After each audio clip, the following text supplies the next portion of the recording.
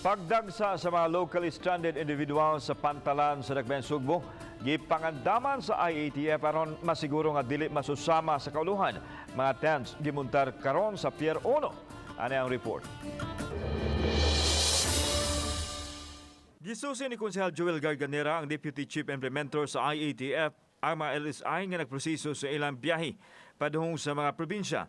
Ubay-ubay na kanila ang niadto sa Pier 1 ug ang uban sa ticketing booth. Suma ni Garganera nga gilaumang mudaghan pa ang mga pasahero human miabli ang pantalan sa Negros Occidental nga mudawat na sa mga mamauli silang dapit.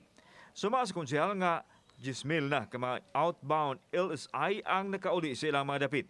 Aba naapay dili mamino sa 8,000 nga nagproseso sa ilang travel authority. Gikan lang kini sa Cebu City ug walay labot sa mga gikan sa probinsya. Akong panawagan sa tanang LSI o rapport nga mongari sa Cebu City aron mo larga kay nganlan ilasa i-coordinate didto sa ilang LGU or port of destination ang ilang mga requirements og intact na ba. Kay usually magabi moabot la diri wala ba yatay ingon public transport kaayo nga available. Naglagay tayo ng tent, makaupuan at the same time naglagay tayo ng barricade para ang makakapasok lang dito is LSI talaga.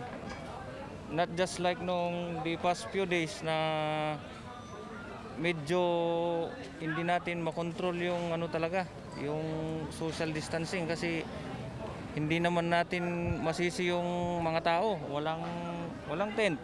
Samtang ipahibaw sa IATF official nga mga LSI gikan sa Manila nga mapauli sa Dakbayan Sugbo ipaubos gyud sa 14-day mandatory quarantine kini tungod sa taas nga kaso sa COVID sa kauluhan ug pareusab nga naa sa GCQ status. Ibutang sila og mga isolation facility. And then the barangays, the CHD and the police are also monitoring them. So they have to be faithfully compliant gid sila sa 14-day quarantine. Kauban si Marlon Milgaso, ako si Alan Domingo. Balitang Bisdak.